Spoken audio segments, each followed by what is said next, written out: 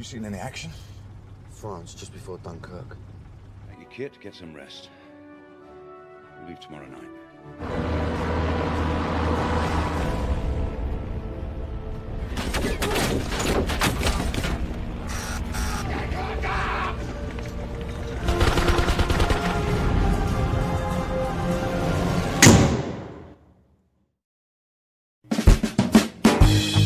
Halo Bro Bre, kembali lagi bersama gue ABC Movie.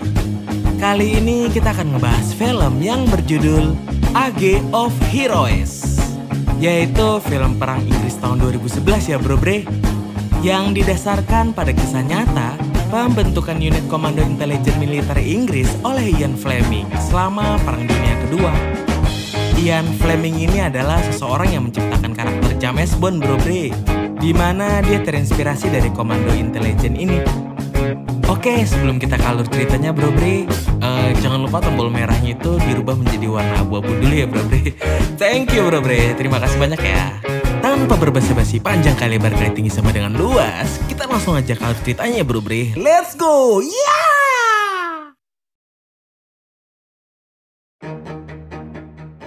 Di awal film, kita diperlihatkan 5 orang prajurit Inggris sedang dikejar oleh tentara Nazi ketika Perang Jerman-Prancis pada tahun 1940 yang dimenangkan oleh Jerman. Kopral Bob Rains memimpin pasukan ini dan berusaha menolong rekannya yang sedang terluka. Sedangkan 3 prajuritnya mengcover dari tempat yang aman. Setelah dibawa ke balik kayu, prajurit yang ditolong Rains berakhir tewas karena luka yang terlalu parah. Tak bisa berlama-lama di situ, Rains pun membawa sisa pasukannya menuju pantai Dunkirk untuk kembali ke Inggris. Malamnya mereka bertemu dengan pasukan Inggris dari unit lain yang hendak melakukan serangan dadakan. Rains dan pasukannya dipaksa untuk ikut dalam serangan, namun Rains menolaknya. Ambush. Do you know what's coming? Karena sebelum pemimpin unitnya tewas, dia berpesan untuk pergi ke Dunkirk dalam misi evakuasi. Karena dianggap pengecut, akhirnya Rains ditangkap oleh pemimpin unit itu setelah menentang dan melawan perintahnya. Corporal! You ain't gonna stop these bastards now. The cowards, I should have you shot!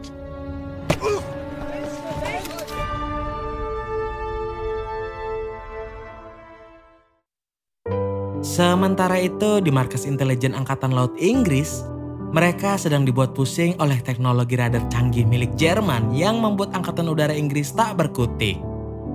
Officer Sophie bersama Letnan Steiner dan Mayor Jack Jones diajak rapat oleh Letnan Komandan Ian Fleming. Di dalam pertemuan itu, Ian memberitahu kalau Steiner adalah keturunan Norwegia dan berasal dari Angkatan Laut Amerika, yang dengan sukarela membantu Angkatan Laut Inggris. Lalu Ian menjelaskan tentang misi rahasia bernama Operation Grendel. Dia memerintahkan Jack untuk mengumpulkan 8 prajurit elit yang akan ditugaskan menyusup ke stasiun-stasiun Freya, yaitu nama radar milik Jerman di pegunungan Norwegia, guna membuat kekacauan sebesar mungkin dan bawa pulang pasukan dengan selamat. Corporal Breitling is in Dashwood Prison. Setelah mendapatkan tugas itu, Jack mengungsikan istrinya yaitu Grace ke rumah mertuanya. Saat itu Grace sedang hamil sehingga dia tidak setuju jika Jack harus pergi untuk misi khusus. Padahal seharusnya dia hanya menjadi seorang pelatih. Singkat cerita, di penjara militer Dashwood, beberapa prajurit Inggris yang melakukan kejahatan militer selama perang akan ditahan. Di antara mereka ada Rains dan seorang kopral bernama Brickling. Di hari pertama itu mereka langsung dihukum karena memberontak.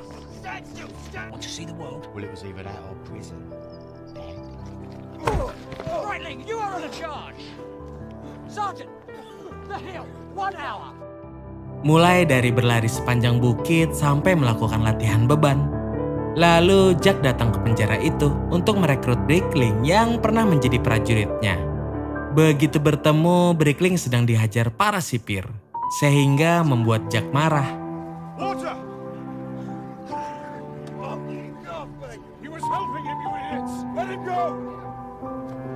Lalu saat Jack membawa pergi Brickling, Rains juga memohon agar dirinya juga diajak. Tapi dikacangin oleh si Jack.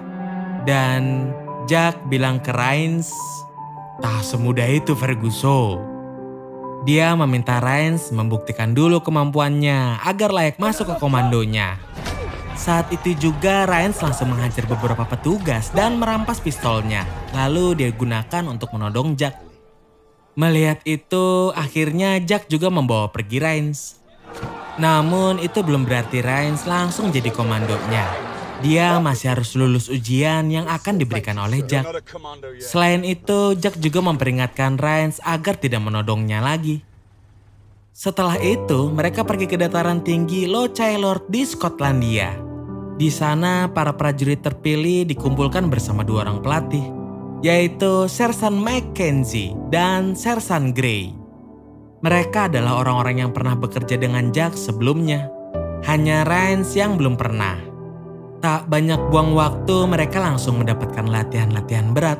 Mulai dari menaiki bukit, menuruni tebing, dan berbagai latihan fisik lainnya. Lalu ketika akan latihan tempur, Jack menunjukkan cara menyerang menggunakan belati. Dia dengan cepat meringkus Gable dengan belatinya. That's down! That's down! Close quarter combat. We still shoot people. This was designed for monumental times. Sergeant Mack. Setelah itu, Grey memberikan peralatan tempur untuk para prajurit. Namun untuk Rains, dia tidak memberikan apapun. Di lapangan tembak kita diperlihatkan Mac menunjukkan cara menembak musuh dengan senjata komando. Kemudian dia menyuruh para prajurit untuk menembak badan musuh sebanyak 2 kali dan kepala 1 kali. Mortensen dan Riley dapat menembak dengan baik, namun saat giliran Rains, tembakannya meleset jauh ketika menggunakan tangan kiri. Lalu saat dia tukar menggunakan tangan kanan, bidikannya menjadi tepat sasaran. Tapi karena dia main-main, Mac menghukumnya untuk bertahan mengangkat senjatanya. Ditemani Grey, dia sampai kelelahan dihukum seperti itu. Kemudian Jack mendatanginya dan marah-marah kepada Rains karena menyepelekan latihannya. Jack berniat mengeluarkan Rains dari komandonya. Tapi karena Rains terus memohon, akhirnya dia memberikan 1 kesempatan lagi untuk Rains memperbaiki sikapnya. Few days will determine how you're judged for the rest of your life. Keesokannya, Ian mendatangi markas latihan dan langsung memperingatkan Rains. Karena berkat Jack, seharusnya dia bersyukur tidak dikembalikan ke penjara sebagai seorang buronan. Dalam rapat itu, Ian memperkenalkan mereka sebagai generasi pertama pasukan khusus intelijen yang akan bekerja di belakang garis musuh. Lalu Jack melanjutkan dengan penjelasan tentang misi Operation Grendel. Dan Sersan Rollright bertugas menjelaskan tentang fungsi dari sistem radar milik Jerman. Dia adalah spesialis gelombang radio. Dia harus melihat dan mempelajarinya langsung agar dapat menyabotasenya, sehingga Rollright akan ikut dalam misi.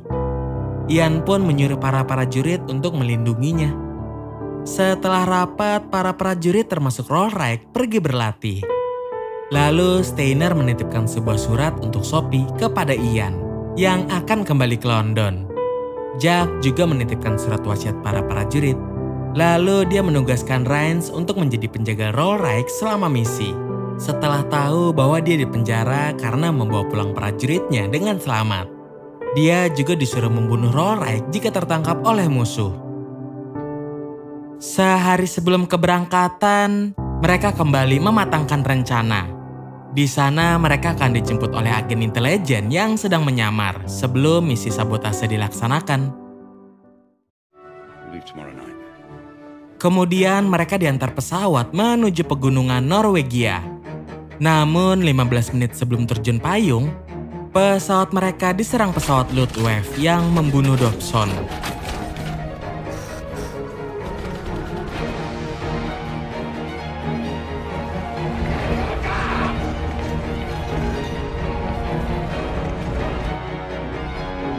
Kita diperlihatkan sebelum pesawat terbakar, mereka berhasil terjun.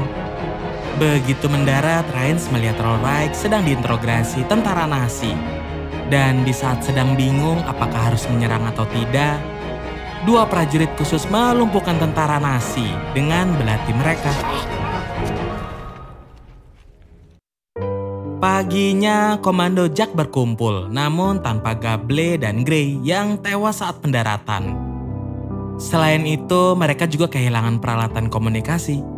Lalu mereka menyusuri pegunungan bersalju itu untuk melanjutkan misi. Di tempat lain, pasukan SS Nazi menemukan parasut mereka, termasuk tentara Nazi yang mereka bunuh. Jack sedang memantau sebuah bukit dan menyuruh Mortensen dan Rains pergi ke sana untuk bertemu dengan agen mata-mata serta memastikan keamanannya. Mereka bergerak dengan hati-hati.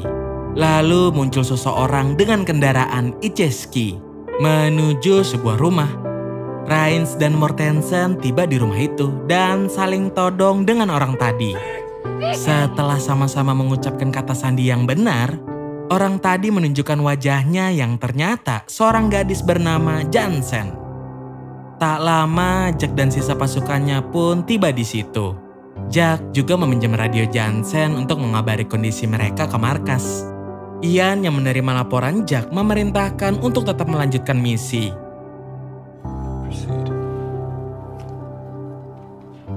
Di rumah Jansen, mereka diberitahu semua informasi yang dimiliki Jansen, serta langkah selanjutnya yang harus mereka lakukan.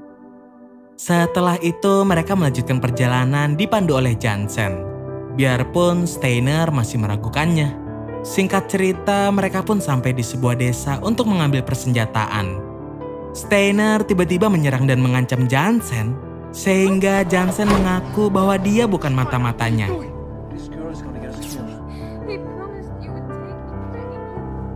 Sementara itu, pasukan Jerman yang melacak mereka telah sampai di desa. Mereka menginterogasi warga yang mengaku bahwa yang tadi datang hanyalah sekelompok petani yang meminta makanan. Karena tidak percaya, pasukan Nazi menyuruh mereka berbaris dan merekam mereka sebelum membunuh seorang warga. Penduduk desa yang tetap tidak mengaku menyulut emosi pasukan Nazi, sehingga mereka pun dibunuh secara bersamaan.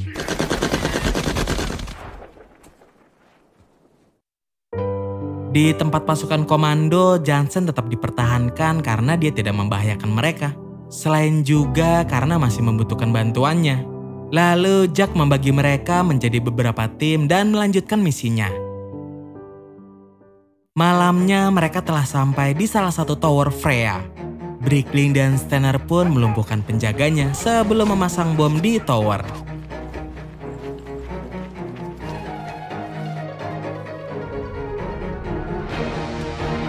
Sedangkan di markas penelitian Jerman, Jack, Rains, dan Rollright sedang mengawasi dari kejauhan. Tim yang lain juga sudah bersiap di sekitar situ. Mereka memulai serangan dengan mengebom tempat itu dan membuat kekacauan di sana. Rollright juga dibawa ke ruang teknisi, sementara prajurit yang lain melindungi tempat itu sambil mengambil alih kendali di markas penelitian Jerman.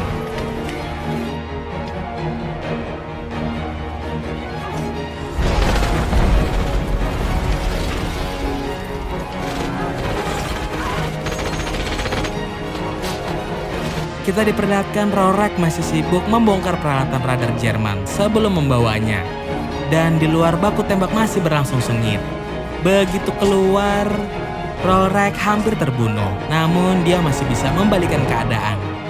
Setelah itu mereka pun kabur dari sana, tapi Riley dan Mortensen terbunuh. Sedangkan Brickling tertangkap oleh Nazi. Lalu Tower Freya diledakkan. Dan sisa pasukan yang selamat telah berkumpul untuk segera kembali ke London. Singkat cerita, di markas Naval Intelligence, Ian mendapat kabar bahwa pasukan komando tidak memungkinkan untuk menghancurkan seluruh tower. Lalu dia menghubungi Angkatan Laut untuk mengirimkan kapal selam menjemput mereka. Namun Angkatan Laut tidak bisa mengirimkannya. Akhirnya Ian menyuruh Sophia untuk memberitahu pasukan komando agar kabur melalui Swedia. Karena saat itu Swedia tidak ikut berperang alias netral. Selain itu, dia juga mengabarkan bahwa istrinya Jack telah melahirkan. Jack sangat bahagia putrinya telah lahir dengan selamat. Lalu mereka melanjutkan perjalanan menuju Swedia. Sebelum itu mereka kembali ke desa untuk mencari bekal makanan. Steiner pun memeriksa ke gudang, tapi yang dia temukan justru mayat warga. Jack juga memeriksa isi rumah, namun semuanya sudah berantakan. Dia pun sedih dan merasa bersalah. Tak lama pasukan Nazi datang ke situ, membawa Brickling sebagai tawanan. Dan kapten pasukan Nazi menyuruh mereka menyerah sambil menyiksa Brickling. Tapi tanpa pasukan Nazi ketahui, pasukan komando sedang bersiap untuk menyerang. Dan saat pasukan Nazi lengah, mereka pun diserang secara dadakan. Tapi pasukan Nazi masih sigap dan balas menyerang mereka. Kemudian Mac dan Rorek yang berada di perbukitan juga membantu menyerang Nazi. Namun karena kalah jumlah, pasukan komando menjadi terpojok. Kapten Nazi juga kembali menyiksa Brickling untuk memancing pasukan komando. Lalu Jack memerintahkan Steiner dan Rains untuk kabur, begitu dia dan Mac bisa membuka jalan. Kita diperlihatkan Jack menembak Brickling untuk melepaskan penderitaannya. Dan disusul lemparan granat ke arah pasukan Nazi. Lalu dia pun menyuruh Rains dan Steiner untuk pergi. Sedangkan dia dan Mac akan menahan pasukan Nazi, tapi akhirnya terpojok dan tewas.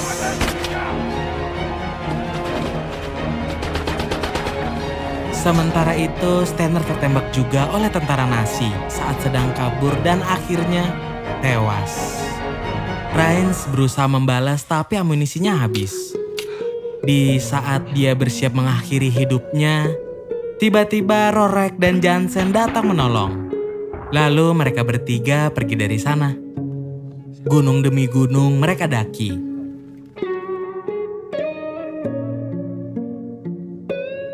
Hingga akhirnya sampai di Swedia. Dengan Rorek yang berhasil membawa teknologi radar Jerman. Tomat. Gimana menurut kalian tentang film ini, Bro Bre? Menegangkan dan melemaskan, ora?